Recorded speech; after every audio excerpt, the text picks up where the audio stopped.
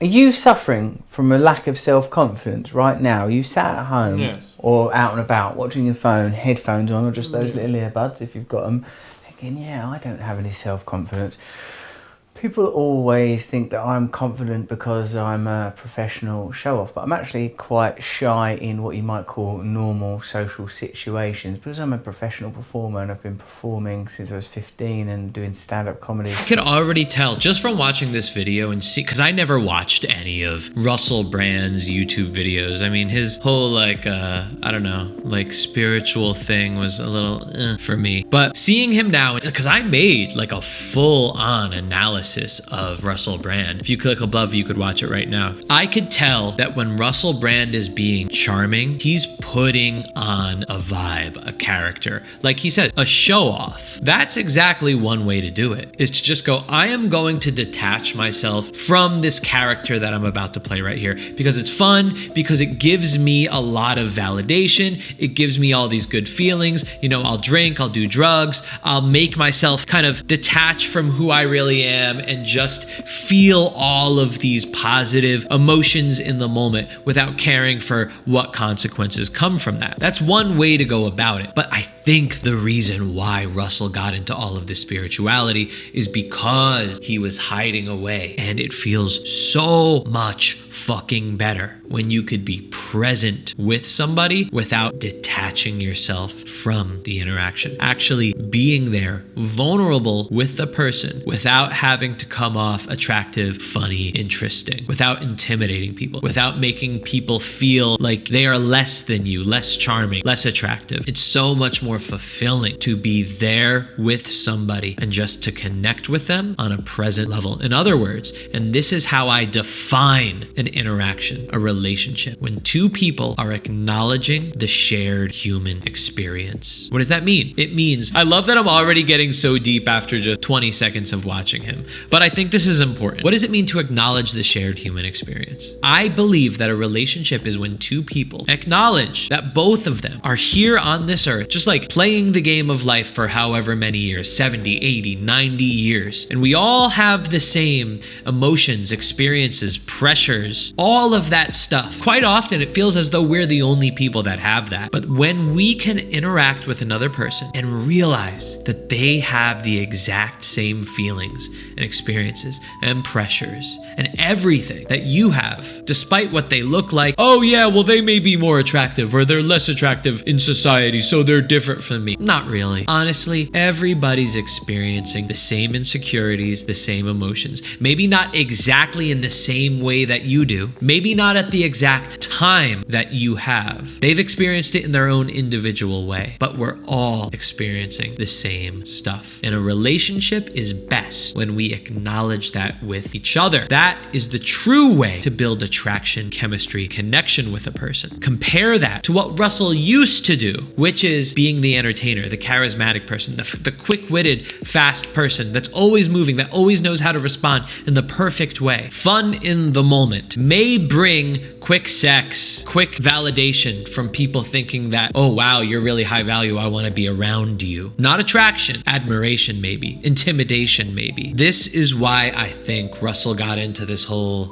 wear this like collar that goes down to his tits, just let the hair just grow, baby, and just look like the hippie that he was supposed to become. I think that's why he's here, because he knows that that presence is so much more powerful and fulfilling and actually brings better results for relationships than what he was doing in the past. Let's move on. I've developed a series of personae that are quite good, but I would say confidence is the sense that you have enough, are enough on your own and don't require things that you won't be able to get externally, i.e., like say you think, well, I know I do need the support of other people, but I'm happy that I'll get them. I know I do need a job, I'm happy I'll get a job or whatever. You don't feel like that you're constantly at a loss in a position of dis-ease. I can see why people would suffer from a lack of confidence, because I think we live in this highly comparative and combustible culture where, like, say I look at David Beckham, like recently playing for Man United, I think, oh God, he looks good, doesn't he? Maybe I should try and play for Man United. I mean, like, so if you're constantly comparing yourself to these difficult to achieve He's explaining the human experience emblems, right now. But really what I've been told again and again is that true confidence, and this does seem to be verifiably true, is when someone embraces and accepts who they are. I suppose lack of confidence is a sort of it must be comparative. It must be comparative. When I think, say, of an obvious example of where I might experience lack of confidence, it's that old nightmare of having to socialise with a group of, say, 12 people that I don't know well around a dinner table. I don't know how that has even caught on as an idea of something to do with time. I can't stand it. Mind you, I don't, drink or take drugs or nothing. If I have to do that, I think, oh no, I've got to sit at that table. What am I going to talk about? So what I reckon goes on in my mind is, one, I hold myself up to a too high a standard of like, oh, you've got to be some dazzling Peter Ustinov, Peter Cook, one of the Peters style wit that's setting the table on a roar with some wonderful anecdote, and I sort of know that won't happen and then feel inferior. Or I want to be in control of the situation.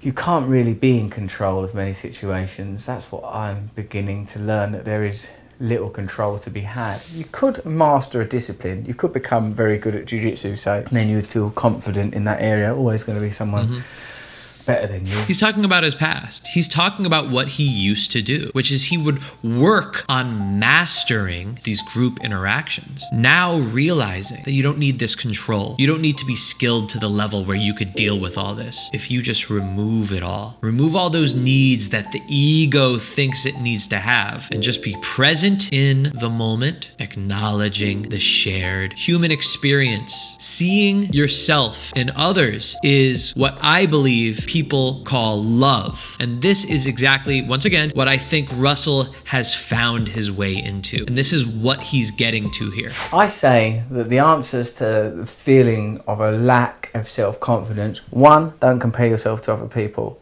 Two, find what it is you enjoy doing. Devote and dedicate yourself to it. Something that I just thought of, I remember that wasn't it Katy Perry said that Russell Brand broke up with her through text? It just got me thinking about the fact that, like, does Russell Brand do online dating? Did he, before he was married, did he have to deal with like online dating issues? To me, I think online dating is the most difficult thing in the entire world for people. Why? Because it's so fucking unnatural. We are made to have a face-to-face, to have real interactions. So to have all of these barriers to that, I think makes it so difficult for people. And I've watched people have a harder and harder time each year with online dating, which means that this is a problem, which is why I actually started a free online dating class. You can get the link in the description. It's 25 minutes long, and it teaches you the one change you need to make to your online dating approach that actually guarantees that you'll end up with people that you're attracted to on first dates. This is no hyperbole, however you say the word. It's the truth. It's free. You could click, enjoy it. But let's get back to Russell. Free. Look at what it is you feel is not good enough about you. Is there anything that can be done to improve it? What results do you expect to achieve by improving it? Say, for example, let's take that. I heard off of the wonderful Brené Brown that men beat themselves up most about not being strong enough, about being weak. And according to Brené Brown, women beat themselves up most about their body image, right? Yeah, this is not right. This is not right in terms of, like, some of what he's talking about is right, but this whole like improve your confidence by getting better at your weaknesses is not the way to go, okay? I know this because I was confident while having insecurities. Sounds weird, right? I was confident in my insecurities, and I still am. I'm very happy to talk about my insecurities. I'm very confident in being a failure at certain places where people are better. I don't care. Why? Now, this is an interesting concept. My confidence isn't based on anything. I just love myself. I love what's wrong with me. I love the things that people would think are wrong with me. I love the things that are cool about me, that people like about me. I like the things about myself that I'm working to change about myself, because I just love me. And there doesn't have to be any rhyme or reason to it. You can just choose to love yourself yourself and have high self-esteem and value yourself for that weird, fucked up ball of some things are good, some things are bad, some insecurities, some confidences, that weird, fucked up ball of you, just look at it as a piece of art. Like, do you think when Picasso came out with his, like, what was it, his square stuff or his shape stuff, that people came out and go like, this is fucked up, this is bad? No, they saw the beauty inside the flaws of what the figures he was trying to express. It was his unique expression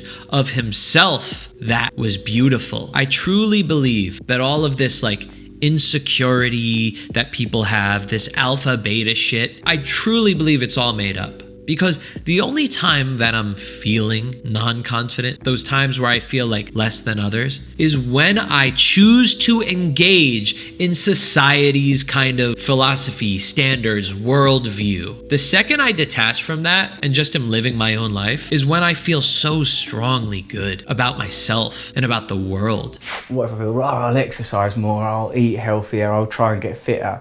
I should examine what it is I'm anticipating getting from that. Because sometimes these things slide into your mind somehow as a solution when they're really not going to provide a solution at all. I sometimes feel if I looked better, I'd feel better. I don't think that's the answer. Okay, so I was wrong. This is basically what Russell is kind of trying to say. He's saying that, like, trying to improve yourself. Is he? I don't know. He kind of like jumps around, right? He kind of is constantly going into one place and then in another, and it's hard to follow him, really. I mean, tell me in the comments, was he saying what I'm saying, or was he saying what I think is bad? Nothing wrong with eating well, but assuming that this will somehow provide a solution can be erroneous.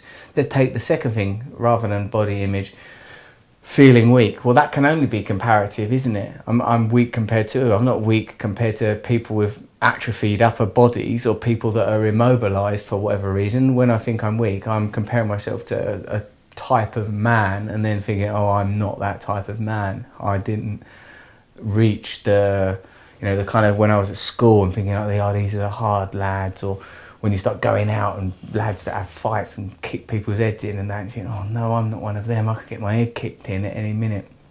You know, those kind of ideas, that sort of thread, that seam runs through me still. Now what I think is, just try and be who you are.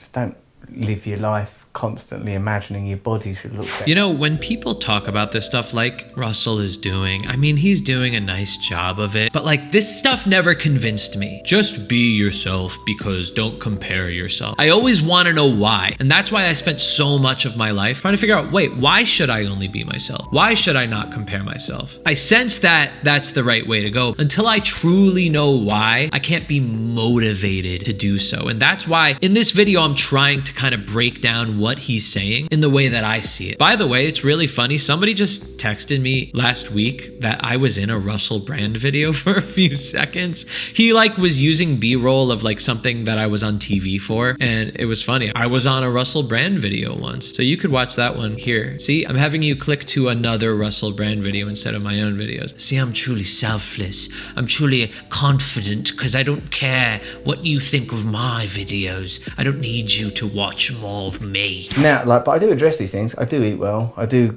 jiu-jitsu. I do exercise. You know, like what I'm saying is perhaps there's a message, perhaps there's something that you could be listening to and responding to, but don't use it to create a state of paralysis and self-condemnation. And that's what a lack of confidence is. It's nice. So true. So what he's saying right here is very important. Now, in Eckhart Tolle's book, The Power of Now, he talks about this as well. You are allowed to play within society's world and standards, and you're able to go, oh, you know, like, I want to improve myself here. Like, I think that would make me feel good. I want to lose weight and have a nice looking body that compares to what other people that are good looking look like. That would be fun. That's nice. You're allowed to play in that world, while at the same time having a strong foundation, a detachment from society's standards, and truly just valuing loving yourself and others and your life without any reasoning. You don't need to have a reason to do so, except for the mere fact that you've been placed on this goddamn earth for no reason at all, for whatever reason, and you're here to play, and you're here to just enjoy it as much as you can, despite other people having better opportunities than you, despite the fact that